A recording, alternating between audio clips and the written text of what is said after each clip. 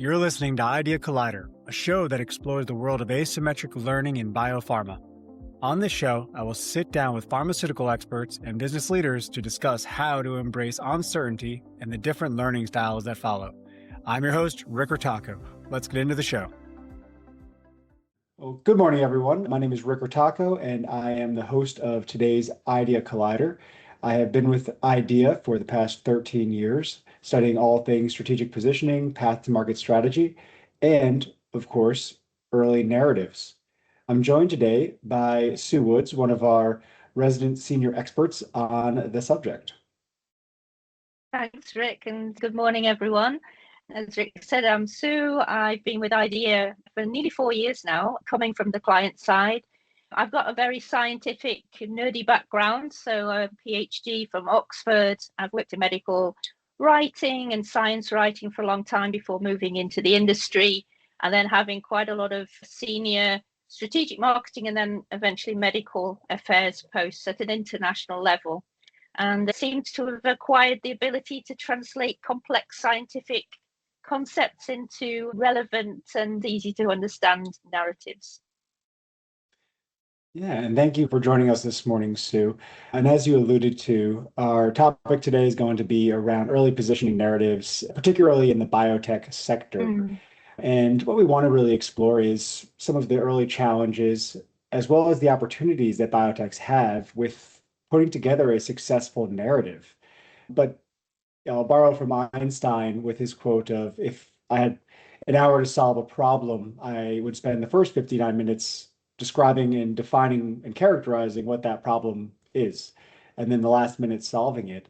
So I was hoping today to start off with a bit of understanding of what are biotechs getting wrong at this early stage with their positioning narratives? What doesn't work for them? Yeah, well, I won't say they're getting it wrong. I think having a narrative at this stage is super difficult because there's so much uncertainty at an early phase. What biotechs have got in their hands is a great molecule, a great mechanism, and that they know. And so it's very easy at that time to make the narrative all about the science and not so much about where that science could take them in the future. And for that reason, I think the early narratives tend to be seen as something quite temporary that are going to be built on and evolve over time. While I guess in the best case scenario, it should be something that is constant and that is added to in terms of data acquisition and development strategy. No, that's fascinating. And why do you think that the focus ends up being on the immediate and the temporal rather than that long term? Because I think it's a real paradox that we have scientific uncertainty for the future. We don't know what that molecule, what indications, what diseases it might treat, and certainly not what data it might generate. And then on the other side of the paradox, we have the scientific certainty of we know, hopefully, what that mechanism does, where that molecule acts. And that's very reassuring to folks to stick to the immediate sureness of a scientific hypothesis or scientific certainty and fact, rather than trying to project into the future with an aspirational message of where that product could take them. I loved the terminology you brought into this of that paradox. And I think it's a very real struggle and challenge posed in the early biotech setting. Yeah. I think there's another paradox as well, Rick, while I'm thinking about it, there's also a paradox of trying to be too vague because we don't know where we're going, and the other side of the paradox of trying to be too specific about a mechanism or even a single disease entity because that's what we're sure of. So the conflict of these two paradoxes working together means it's very difficult sometimes for scientists in particular to create a story, a narrative that non-scientists or less specialized people will really relate to. Yeah, and from your experience, how do you find that the best teams successfully balance that scientific accuracy with that clarity and conviction and accessible story for the market to hear? That's a really good question. And sometimes, as we've seen, it is really difficult for people to let go of that scientific purity. But what we do see in teams that work well is we have people who have the vision to say, where could this molecule go? Which people can it help? How big can this opportunity be? And seeing that big picture, you can start the scientific narrative that supports that aspiration. So it does take a person with not only extreme scientific experience and excellence, but also the ability to see what that leads to, not just what it does in the test tube or the lab. Aspirational. Yeah. Aspirational was one of the words that really stood out to me in that. And I think that, is one of the things that sets aside the companies that do this best early on versus those that might miss. Are there other areas that the best companies do better, in terms of translating those early petri dish thoughts into long-term commercial strategy? Yeah, it's a great question. I'll answer the question and maybe give a sort of couple of examples and maybe a reason why I think I'm quite good at this. Simplifying and making something science relevant is really difficult. It's very easy to make a synopsis of a publication, but to be able to simplify something means you have to understand it better than anyone else, and to be able to know how to use different words to explain something that's inherently very complex in words that relate to whichever stakeholder, whichever audience you're speaking to. So it's simplifying, but without dumbing down and without losing any of the value of the product. And that is really difficult to do. I think it's something that over the years I've been working, starting in medical publications, actually, and then moving into the sort of clinical writing and scientific publications with pharma, is to be able to take that very complex scientific message and make it into something that people can say, oh, that's how it works. Try it out with your brother, sister, mother, and you're like, oh, I get it. With investors or, sort of other stakeholders, you've got to not only just have them get it, they've got to understand that there's a business potential there. So it's even doubly difficult. It's not just explaining how something works, but it's how something can add value to patients, but also, to the commercial world of pharma and biotech and the investors that support them. I think that's right. Simplifying without dumbing down, certainly something I could benefit from most days. Do you have any good examples of companies that have really struck that balance in a powerful and meaningful way? Yeah, I mean, I don't want to give like exact examples because there's like confidentiality, but I see there's kind of three ways that companies can do this. So, and in all the cases that I've worked on, or with the clients that I've worked on, we've started with an incredibly complicated either technological platform or very complicated mechanism that looks either scary or completely, too difficult for people to know why it should be useful. And I think there's three ways that we can help to translate that into something meaningful. So with one client, we looked at reappropriating nomenclature that was familiar in a different context, actually in a non-pharma context. And thinking about the way that their technology worked, it looked very akin to another type of technology that was operating in a different sector, but in our case, working through a biological system rather than a digital system.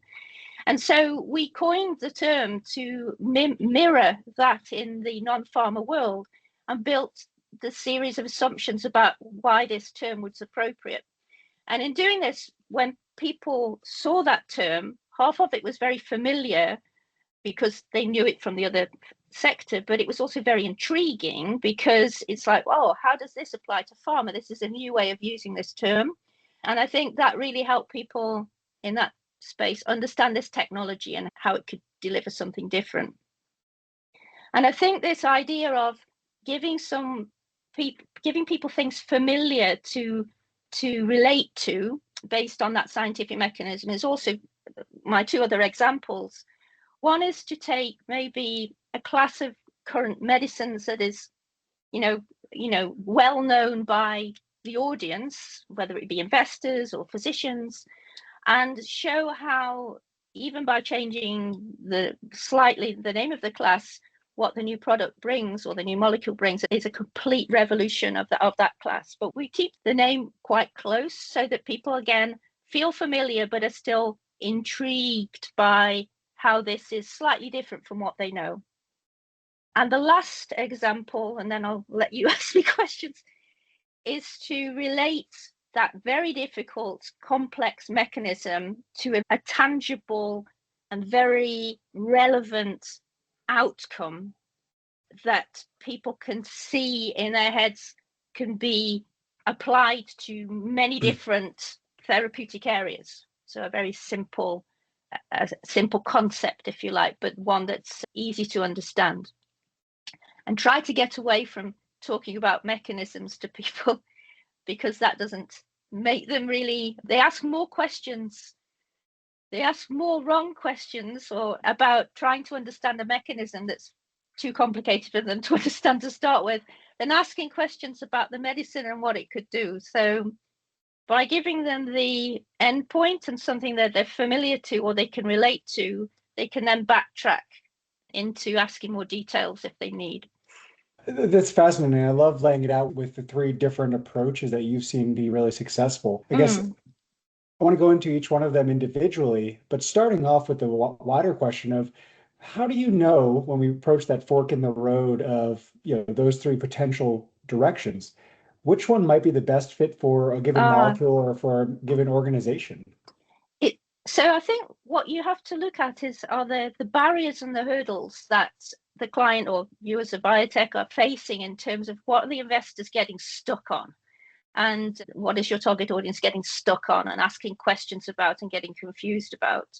And if it's being blind to what the molecule could do in terms of business opportunity and clinical results, then maybe it's the time to move it more on the clinical side. If they're getting stuck on how can this work, how can you do it, then that's maybe moving it more towards a technical sort of narrative. But it's easy. It's possible to hear from the questions that people are asking where they want to go in a way. They're asking that question because they want to find a path to understanding the value of your product. And so I think by listening to them and getting insights from that's how you can navigate where to go. Right, whether it's a set of new nomenclature, understanding and redefinition of a class, or whether it's useful to introduce a metaphor or an analogy for how the system is operating. Working back through those, was there a moment using a nomenclature example where you helped the team to identify not only that we need to introduce potentially new lexicon, but actually the lexicon we need to replace is this part of the story? And how did you drill down into identifying the right language to redefine and re-explain to make the story come to life? It's, again, we're looking at insights from, in this case, let's say how physicians are treating patients, how physicians are talking about products, what are their hang-ups and their fears about things. In this particular case, we were trying to help people understand that a therapy that might appear to be too advanced or too complicated for that particular therapy area would be quite appropriate.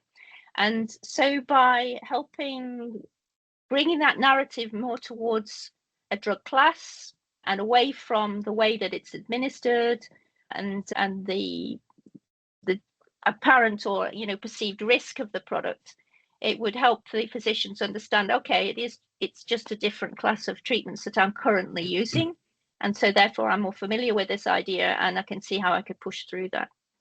But Rick, to your question, the issues that we identified was then, really dug into by the team. And we brought together the cross-functional team. We had a lot of insights from the patient advocacy side as well as the HCP side, and brainstormed that lexicon together. You can go out and test that with physicians if you like. I'm always a little wary if you're introducing something very new, that physicians will kind of fall back on what they prefer to hear. And sometimes you just have to bite the bullet and say, well, this is who we are and this is what we're going to say.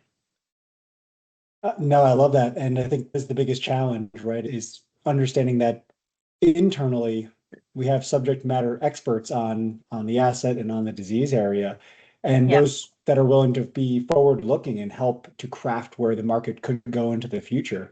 And the external environment might not necessarily be able to reflect those views properly without the substantiation of evidence and data that the team will have to collect.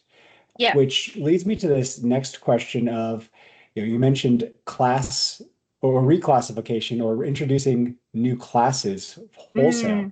So rather than just replacing pieces of the currently used nomenclature, how do we think about just redefining or crafting a molecule in its own sandbox?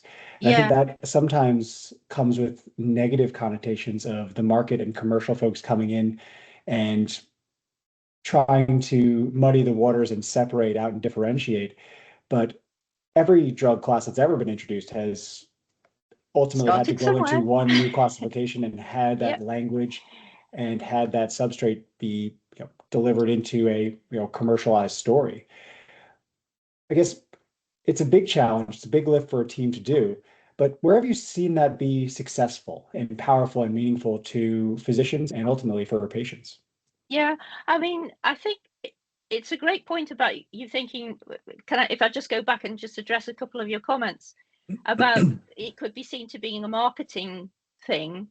That's why it needs to be done very early. So if you bring in this concept of a new class at this early narrative stage, we avoid all that business of, is this for commercial gain and you're just trying to differentiate. So that's kind of point number one, why introducing a new class should be done early. It should also, point number two, be done early because it is a big lift, as you said, Rick, for the teams. Because if it's to be done authentically, then it has to be done through the proper channels with, consensus on what defines that class, what criteria does a product, whether it be our product or someone else's product, what criteria does that product have to meet to fall into that class? Because of course, when you introduce a new class, it's not just for you, it's for anyone else who can throw their hat into the ring. And I think that's sometimes a challenge for teams because they'll say, we're going to do this big lift to establish a new class. And yes, we'll be first in class, but then everyone else is going to come in and take all the glory. And it's, well, you at least you're establishing a class, you're going to be first there, and the criteria that you've established with the medical and scientific community will stand you in such good stead for all your studies. So that's a long-winded way of not answering your question, Rick. I mean, in terms of, I suppose, classes, the Avastin anti-angiogenic treatments, that's an excellent example that IDEA were involved in way before my time. So it's a good example of how introducing a class not only gave the product an opportunity to establish this new mechanism and new way of treating cancer, but also opening the opportunity to all the different therapy on all the different tumor types it could be appropriate for. Which, if we go back to one of my very first comments, this is the challenge people have, is firstly translating a complex molecular interaction into something relevant in terms of, stopping blood vessels getting to the tumor, and then also indicating the business potential that you have with this thing. So I guess that's a good example. It's a tremendous example, and one that I think really illustrates the power of an early, and I think to your point, cross-functional team can have on the long-term trajectory of a molecule. When you see the clinical team complementing what's being done commercially in not only developing the data and generating a better understanding of what's possible within the molecule, the mechanism of action and mechanism of disease, but the commercial arm working hand in hand to help build that understanding within the unmet need of the market. Yeah. One of the things you also mentioned earlier was, and I think it goes to this last of the three roads forward, was simplifying without dumbing down and utilizing metaphor or analogs or helping provide the small steps and incremental understanding for the market to really adapt and make the science accessible. Obviously, it's hard to get an analogy or a metaphor exactly right and make sure it's the best fit for a molecule. How have you approached that? I know. I'd say you can simplify a message without having to make analogies or metaphors. You can just make something be explained in a much more simple way.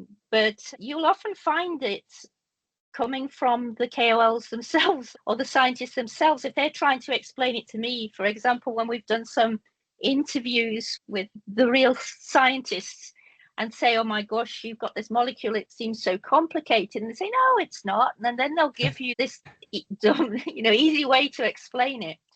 And that's when you force someone to try to explain their science to someone who doesn't know about it, then they can usually do it.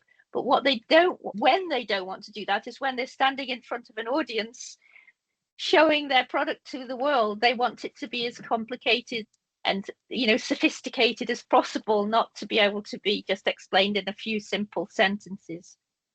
I'll tell you a silly story, Rick, about why I decided I really wanted to do this sort of medical narrative or scientific narrative. So way back when, in the 90s, 80s, I was doing my PhD, and I was doing my PhD in Boston. And I'd been really interested in metabolic biochemistry when I was doing my first degree, and was very interested in how diet can affect, health. And I remember I was on the T in Boston, and I got the Boston Globe, and they got this huge 2-page article about the impact of oat bran on lipid levels and LDL levels. And I'd done quite a lot of reading around this when I was doing my undergraduate work, and it was just like so wrong. And these were the scientific writers at Boston Globe. And I thought, people need to know the science properly. And I understand that we can't tell them the data and the complex stuff, but you could surely explain it in a better way than this. To the point where Dunkin' Donuts were putting oat bran on their donuts, and everybody was putting oat bran on something to reduce lipid levels. I decided on that day, and I really wanted to take every opportunity I could to explain science in a simple way to make it meaningful to people. And I think that kind of led me all the way through my career to here. And now I guess it's particularly exciting when I get to work with, biotech clients who have very sophisticated treatments or molecules, but with huge potential, is to try and work with them to make that story clear. And that kind of is something that's followed me all the way from that time on the T on the way to my studies. So. Thank you for sharing this story. Surprisingly, oat bran on donuts did not help the obesity crisis or lower lipid levels, which begs the question, where do smart teams still go wrong, even when they know that it matters in getting and translating early science into something that's accessible for, obviously in that case, it was for the wider populace of donor eaters, but in the sense of physicians, patients, even payers. Yeah, so I think what I've seen, all the teams we work with are smart folks. They've all got to where they are with good careers and being very smart and intelligent people. And maybe because of that, people hold on to their knowledge and also want to, make sure that their piece of the puzzle is represented, what they might see to be fairly. And so it's sometimes smart teams find it very hard to allow the blending of the different viewpoints to provide a narrative that is common to everyone without losing their own identity, or their functional identity, or their identity as the owner of a molecule. In my previous company, I had the privilege of working hand in hand with the scientist who had himself discovered the molecule that I was now working on as a medicine. So, and he was sitting right behind me in my office. No pressure. And well, yeah, and he, of course, had very particular viewpoint about what his molecule was, and it was his molecule, and how it should be called, and how we could explain what it did. And that was part of the problem, is that he was hanging on to things that were so valuable to him that it was difficult to obtain a sort of like an evolution of that story. But we did, and I think we did do that by bringing everyone into that community to really understand, yes, everyone's viewpoint is important, and we need to be able to show this value to the external world. I suppose maybe the thing that smart teams get wrong, or maybe being too internally focused and too caught up in their own magic to be able to open up enough to be able to make that more relatable to an external audience. And I think maybe the build onto that as a question is, when you do have a good team, what are the hardest decisions that they're making to overcome some of that internal challenge? Yeah, I think it's a hard job, and I think you and I have seen teams where we've had great ideas and they just don't go anywhere, because it takes a lot of courage to go and stand up to your senior management with something that maybe is new, or maybe an evolution or a change from what everyone's been used to. It takes a lot of courage to make a decision to say, either we're going here or we're going to talk about this in this way. And I guess if it's to be done properly, coming back to my very first comment about often narratives are seen as temporary things, it takes a lot of courage to put your stake in the ground very early on and to say, we believe in the product in this way, and this is how we're going to talk about it.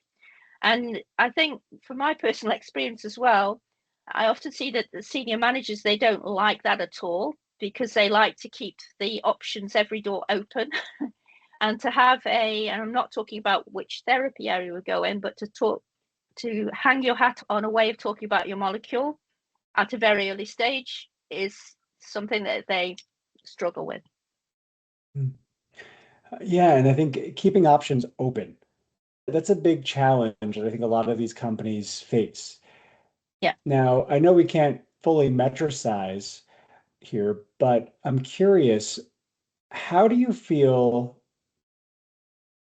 a team has successfully aligned on a single-minded narrative? There's all these options floating around. There's different viewpoints in a room of what should be prioritized, how we should use certain nomenclature, what lexicon to promote.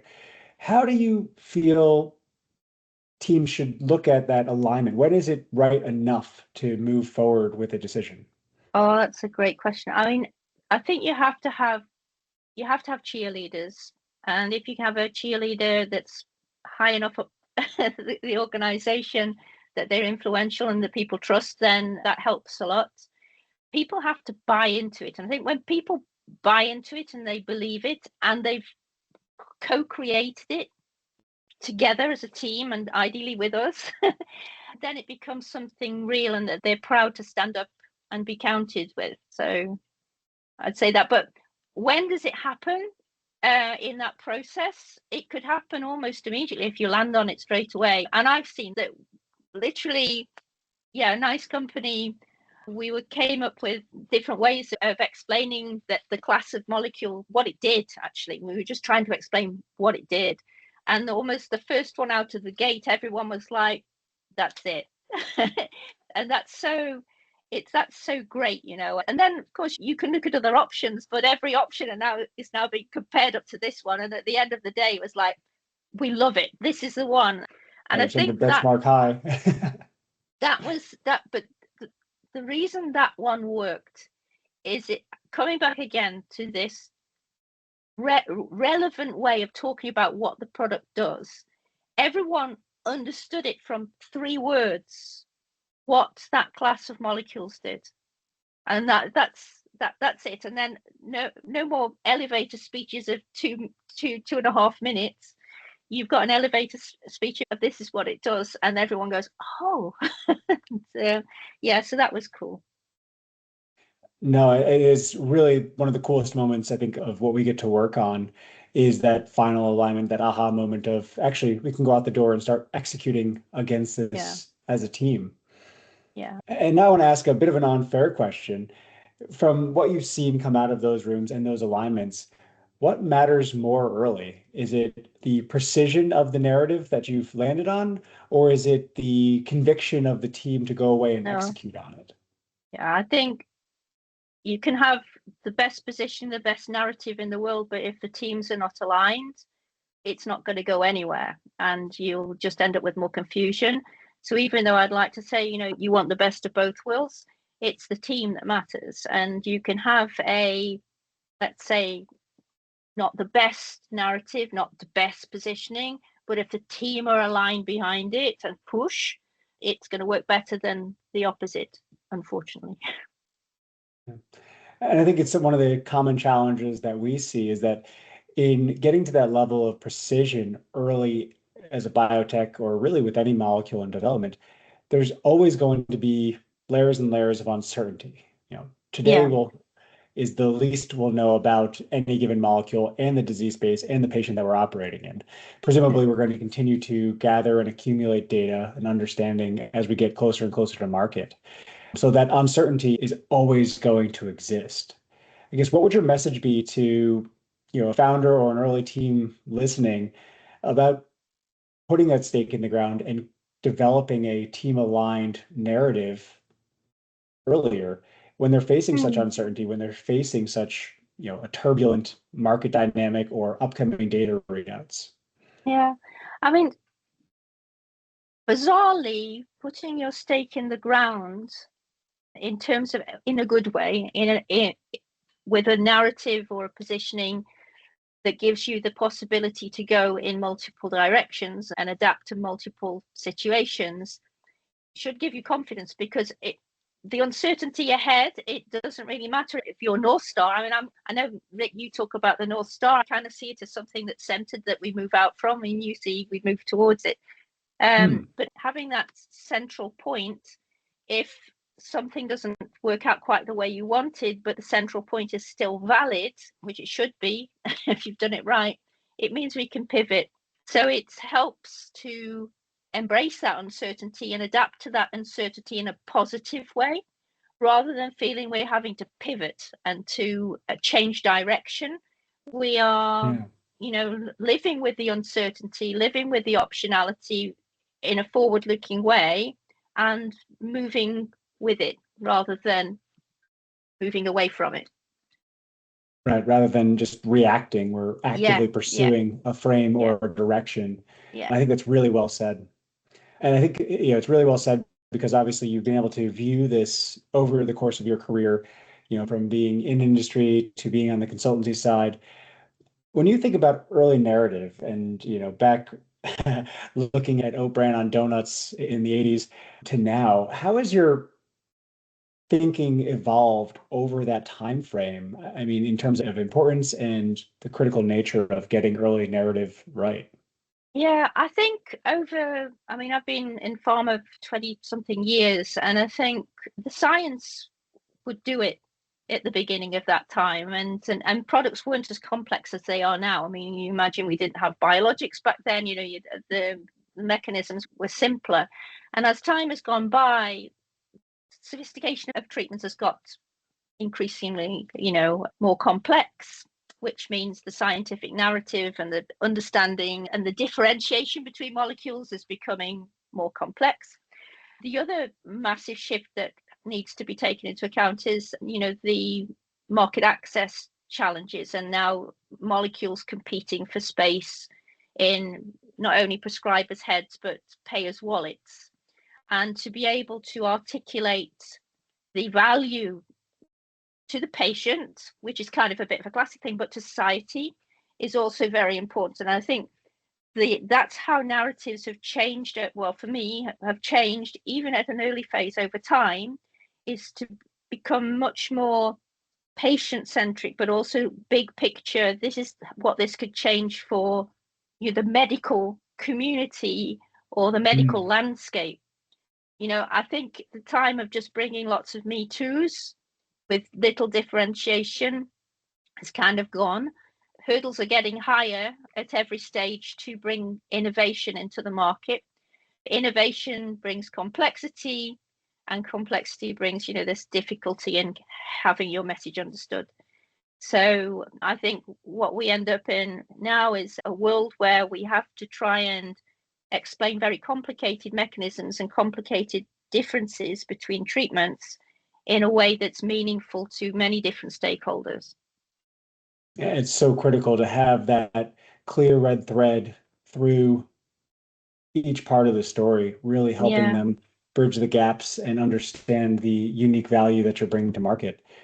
Maybe to put a fine point on your thinking and your progression through your career, what is one thing you believe now that you didn't earlier in your career? It's a good point. Well, not a good point. It's a good question. What do I believe now? Let me see.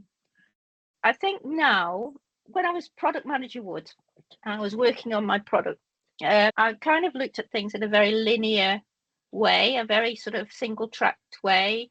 I started off as a marketeer, I was doing my stuff, and I interacted very little with the other colleagues. Now I see there's much more cross-functional interaction, but importantly, much more interaction with earlier phases of development from the people nearer to or even post launch. So I guess the thing that's really changed in my understanding is this ability to go back and help influence the science, even, let alone the clinical development program, from insights in the field. Yeah, I think originally I truly believed that a product was created for a reason and it trucked along its little path and got to its reason. While now I see a molecule is developed with a multitude of possibilities, and which option or which pathway you take should be informed by what the medical, environment, medical community need and where the opportunity is, rather than just to move along a track that's been predestined for it. I think that's such an astute observation. I think one of the things I'm always drawn to is this, the trope of just follow the science. And I've always had a internal challenge with that of, well, that depends which questions we're asking the science. Because obviously, yes, we want, I think by nature, even on the commercial and marketing sides, we are scientists and that's the way we want to pursue it. However, the questions and metrics and endpoints that we choose to put next to the molecule, the way we choose to study it, are all shaped by our decision-making, our questions for the science. And that ultimately informs what we can deliver in the disease space and for the patient, and the value that our drug brings to the world. Yeah, absolutely.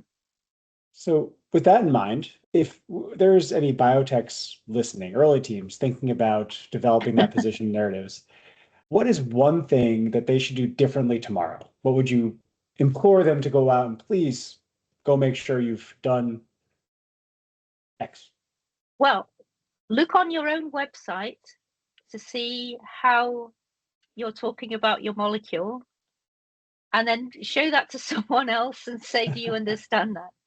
But Yeah, that's what I'd say. Look to see how you're talking about the molecule, and then if you're watching this podcast based on our discussions, think about what could we do anything differently.